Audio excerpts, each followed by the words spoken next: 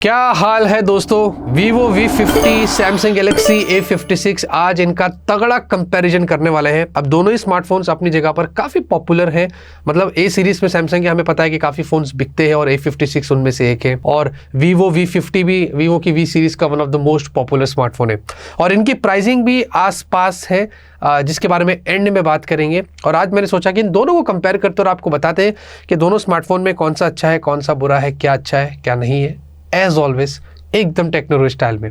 अगर आप हमारे चैनल पर नए हैं तो क्या करना है, सब्सक्राइब करना है और साथ ही साथ लाइक करिए, शेयर करिए। और इन दोनों फोन में से आप कौन सा चूज करेंगे इसके बारे में भी कमेंट में जरूर बताना। अब सबसे पहले डिस्प्ले की बात करेंगे तो भाई देखिए दोनों में आपको सेम साइज की डिस्प्ले मिलती है 6.7, मतलब एक में 6.7, एक में 6.77 है। It doesn't matter, but side by side खड़ा करने पर भी एकदम सेम लगते हैं, कोई डिफरेंस नहीं है। दोनों फुल HD प्लस है, जहां पर Vivo V50 जो है वो आपको एमोलेड है, Samsung A56 सुपर एमोलेड है। उसके साथ साथ Vivo V50 quad curved display है और A56 आपको फ्लैट डिस्प्ले मिलता है। और यहां पर बेजल्स की अगर बात करें तो क्वाड कर्व्ड होने की वजह से V50 में आपको बेटर बेजल्स मिलते हैं कंपेयर टू A56 के। और दोनों में आपको HDR10+ का सपोर्ट मिलता है। डिस्प्ले प्रोटेक्शन की बात करें तो शॉर्ट अल्फा की आपको प्रोटेक्शन मिलती है V50 पे, गोरिल्ला ग्लास विक्टस प्लस की प्रोटेक्शन आपको मिलती है A56 में, जो कि मेरे हिसाब से ज्यादा बेटर प्रोटेक्शन है कंपेयर टू शॉर्ट अल्फा के। और दोनों में अगर पीक ब्राइटनेस की बात करें तो V50 में 4500 निट्स है और Samsung A56 में आपको 1800 निट्स की आपको पीक ब्राइटनेस मिलती है।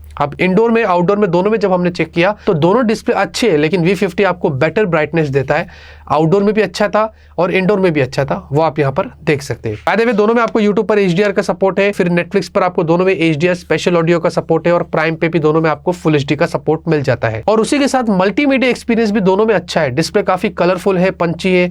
V50 भी वैसे है, सैमसंग भी A56 भी कुछ वैसे ही काम कर रहा था। मल्टीमीडिया एक्सपीरियंस में दोनों में ज्यादा कोई डिफरेंस हमने नोटिस नहीं किया था। वैसे मैं आपसे पूछना चाहता हूँ, क्वाड कर्व डिस्प्ले या फ्लैट डिस्प्ले, कमेंट में जरूर बताना। सॉफ्टवेयर की बात करेंगे तो दोनों में आपको डिफरेंस मिलता है, काफी डिफरेंस है। V50 में है FunTouchOS 15, Android 15 और 3 साल के ही अपडेट से, जहां पर A56 में है One UI 7 और ये smartphone out of the box One UI 7 के साथ आया था और उसके ऊपर आपको मिल रहा है 6 साल के अपडेट्स, तो ये ज्यादा अपडेट देता है कंपेयर टू V50 के। अब दोनों में आपको ब्लोटवेयर्स मिल जाते हैं, जैसे कि A56 में कम है, फेसबुक लिंक्डइन हमने ज्यादा नहीं देखा, लेकिन V50 में ज्यादा है। Netflix, V app store, Vivo store, ये वो वगैरह की चीजें लगी हुई है। लॉक स्क्रीन पोस्टर भी आपको V50 में मिल रहा है। अननेसेसरी चीजें Vivo में ज्यादा है। हाउएवर ग्लांस जो है वो आपको A56 में भी मिलता है, ये चीज हमने यहां पर भी देखी थी। बट दोनों में आप सारी चीजें डिसेबल कर सकते हैं, तो उसमें कोई प्रॉब्लम नहीं है। AI फीचर्स की बात करें तो V50 में आपको ज्यादा AI फीचर्स नहीं मिल रहे, थोड़े बहुत बेसिक AI फीचर्स मिल रहे, लेकिन A56 में आपको काफी ज्यादा AI फीचर्स मिल जाते हैं, जैसे कि आपको ऑब्जेक्ट इरेजर के साथ साथ सर्कल टू सर्च के साथ साथ AI सिलेक्ट है, माई फिल्टर से, फोटो रिमास्टर है, एडिट सजेशन से, सुपर लिंक से, ऐसे बहुत सारे AI फीचर्स है जो आप अच्छे से एक्सप्लोर कर सकते हैं। और मोस्टली यहाँ पर ऑन डिवाइस प्रोसेसिंग भी की गई है। बट यहाँ पर कुछ और भी चीजें हैं जो आपको A56 में ज्यादा बेटर मिलती है, जो V50 में हमें देखने को नहीं मिलता है। पहली चीज तो ये है कि आपको बेस्ट फेस मिलता है। अगर आपकी आंखें बंद हो जाती है या फेस अगर खराब हो जाता है, कुछ हो जाता है, गड़बड़ी हो जाती है, तो ये उसको प्रॉपर कर देता है। एक तो चीज ये है, और दूसरी चीज इंस्टेंट स्लोमो।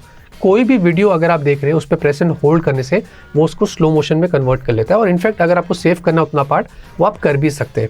और साथ ही साथ उसके अलावा आपको सैमसंग का वॉलेट मिलता है, जो पूरे फीचर्स का हब है। इसमें बहुत सारी चीजें आपको यहाँ पर मिलती है और साथ में आपको नॉक सिक्योरिटी भी मिलती है, जो ऑब्वियसली V50 में नहीं मिलता है। तो ये सारे फीचर्स अलग से दिए गए हैं सैमसंग के अंदर, जो आपको Vivo के V50 में नहीं मिलते हैं।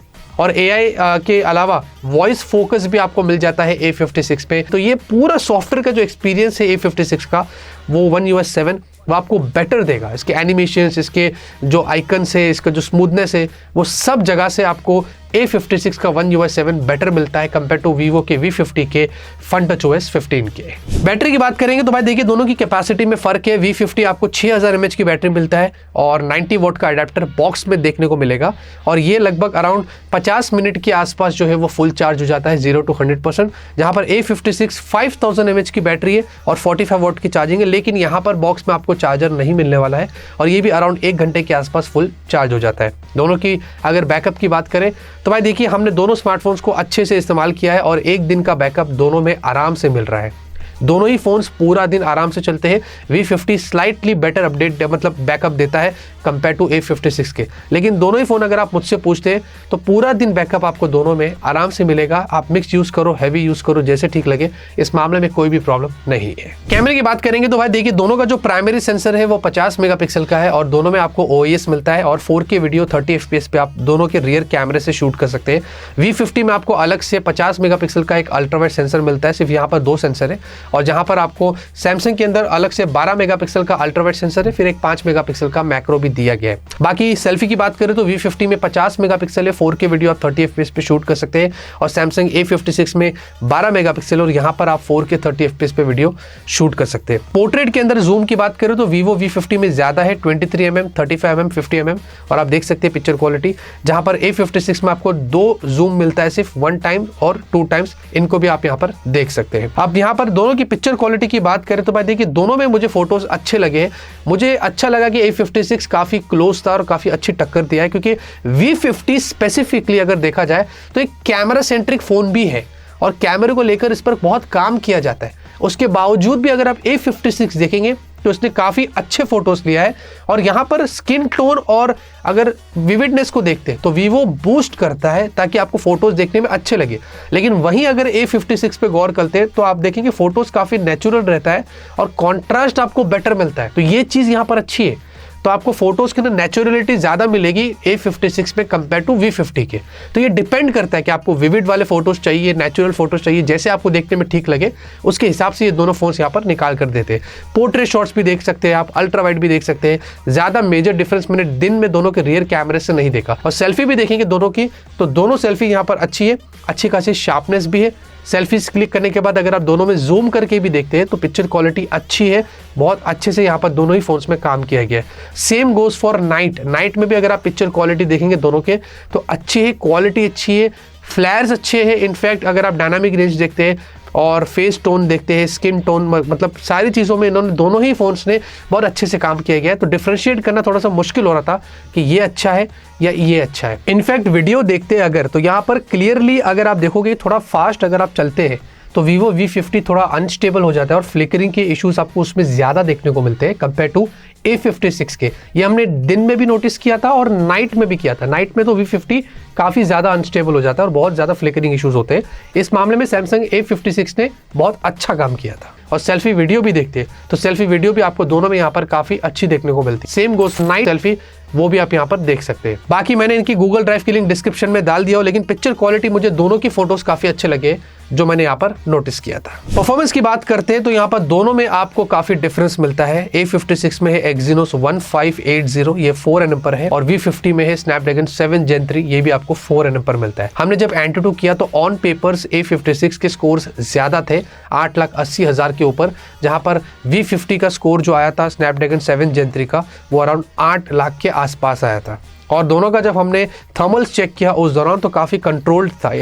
A56 का Exynos भी अराउंड 40 डिग्री सेल्सियस हीट हुआ था, तो V50 भी अराउंड 41 डिग्री सेल्सियस हीट हुआ था। हमने दोनों का CPU थ्रॉटल किया, स्कोर्स दोनों के अच्छे थे, बार्स दोनों में ग्रीन थे, लेकिन यहाँ पर जो है Snapdragon 7 Gen 3 surprisingly 45 degree Celsius heat हो गया था, और A56 का Exynos 1580 हमारी टेस्टिंग में अराउंड 40 डिग्री सेल्सियस हीट हुआ था। तो ये कंप्लीटली ऑपोजिट हो गया था, क्योंकि लोग, हमें पता है कि अक्सर बोलते हैं कि Exynos की चिपसेट्स हीट होती है, बट इस मामले में हमने यहाँ पर ये चीज नोटिस नहीं किया था। फिर हमने 3D मार्क का थोड़ा और स्ट्रेस डाला, दोनों की स्टेबिलिटी स्कोर्स ऑलमोस्ट क्लोज थे, और यहाँ पर अगर आप देखेंगे V50 का जो Snapdragon 7 Gen 3 है ये अराउंड 45 डिग्री सेल्सियस हीट हुआ, तो Exynos 47 डिग्री सेल्सियस हीट हुआ। तो ये यहाँ पर अगर स्ट्रेस डालते हैं दोनों पर बहुत ज्यादा तो दोनों चिपसेट यहाँ पर हीट हो जाती है। फिर हमने यहाँ पर दोनों में गेम खेला, तो जहां पर अगर आप देखेंगे BGMI दोनों में ही 60 FPS है, 90 FPS नहीं है, तो यहाँ पर गेम प्ले वैसे दोनों में स्मूथ था और दोनों ही अराउंड 41-43 डिग्री सेल्सियस हीट हुए थे। ये डिपेंड करता है। और साथ ही साथ जेंशिन इंपैक्ट भी 60 FPS था, 42 से 41 डिग्री सेल्सियस दोनों हीट हुए थे। और फिर हमने कॉल ऑफ ड्यूटी भी खेला, अराउंड दोनों में आपको वैसे V50 में 90 FPS है, सैमसंग के अंदर आपको मिलता है 60 FPS, और दोनों ही अराउंड 41 से लेके 44 डिग्री सेल्सियस हीट हुए थे। तो यहाँ पर कॉल ऑफ ड्यूटी में थोड़ा ज्यादा हीट हुआ था A56, जो आप यहाँ पर देख सकते हैं। उसके साथ साथ अगर हम रैम स्टोरेज की बात करें तो LPDDR4X और UFS 2.2 आपको V50 में मिल रहा है, जहां पर LPDDR5X और UFS 3.1 आप आपको A56 में मिलता है। तो ये ऑन पेपर्स आपको काफी बेटर यहाँ पर रैम और स्टोरेज का सपोर्ट देता है कंपेयर टू V50 के। फिर हमने यहाँ पर दोनों के अगर UFS स्कोर चेक किए थे तो V50 जो है वो अराउंड 47,000 के आसपास था और A56 अराउंड 72,000 के आसपास था। तो ये ऑन पेपर्स काफ़ी अच्छे स्कोर्स दे रहा था कंपेयर टू V50 के। लेकिन यहाँ पर जब हमने फिजिकल टेस्ट किया तो सारे ऐप्स को ओपन क्लोज करके देखा, मल्टीटास्किंग एक्सपीरियंस दोनों में बहुत अच्छा था, कोई हैंग लैग नोटिस नहीं किया। फिर हमने 10 मिनट बाद आकर चेक किया, दोनों ही फोन्स में सारे ऐप्स मेमोरी में रहते हैं। रैम मैनेजमेंट अच्छा है, एक्सिनोस में भी अच्छा है, स्नैपड्रैगन में भी अच्छा है, तो उस मामले में भी हमने यहाँ पर कोई प्रॉब्लम नहीं नोटिस करी थी। तो आप मुझे बताइए दोस्तों, दोनों की जो परफॉर्मेंस टेस्ट हमने करी है, आपको उसमें से क्या नतीजा दिख रहा है? आपके सामने स्नैपड्रैगन 7 Gen 3 एक्सिनोस 1580, कमेंट में जरूर बताना। नेटवर्क कनेक्टिविटी की अगर बात कर ले तो भाई देखिए, दोनों ही ऑब्वियसली आपको 5G सिम कार्ड सपोर्ट करते हैं। एयरटेल भी करेगा, जियो भी करेगा। SA NSA दोनों बैंड का यहाँ पर सपोर्ट है, जबकि A56 में 13 5G बैंड से और V50 में सिर्फ 9 5G बैंड से। V50 में आपको ब्लूटूथ 5.4 है तो A56 में ब्लूटूथ 5.3 है और दोनों में Wi-Fi 6 है। लेकिन A56 में आपको NFC मिलता है जो कि V50 में आपको नहीं मिल रहा है। और दोनों में जितने भी जो सेंसर्स है वो सारे सेंसर्स लगे हुए। कॉल क्वालिटी दोनों की अच्छी है, हमने डाउनलोड्स करके देखा, कोई प्रॉब्लम नहीं है। स्पीड टेस्ट किया, कोई इश्यूज नहीं है। उस मामले में दोनों फोन में कोई भी प्रॉब्लम नहीं है। अब डिजाइन और बिल्ड क्वालिटी की भी बात कर ले तो ये सब्जेक्टिव चीज है, लेकिन फिर भी आपको बता दूं, दिखने में दोनों फोन्स मुझे अच्छे लग रहे हैं। वीवो थोड़ा फ्रॉस्टेड है, जरा उंगलियों के निशान नहीं पड़ते। सैमसंग स्लाइड ग्लॉसी है तो यहाँ पर थोड़े उंगलियों के निशान हो जाते हैं। लेकिन सैमसंग का जो बैक है ये ग्लास है और गोरिल्ला ग्लास विक्टस प्लस की प्रोटेक्शन के साथ आता है। वीवो में भी आपको ग्लास बैक मिलता है। यहाँ पर एग्जैक्टली स्पेसिफिकली हमें नहीं पता कौन सी प्रोटेक्शन यहाँ पर जो वो दी गई है। वीवो V50 में जो फ्रेम्स है वो पॉलीकार्बोनेट है, लेकिन A56 के जो फ्रेम्स है वो मेटल के हैं।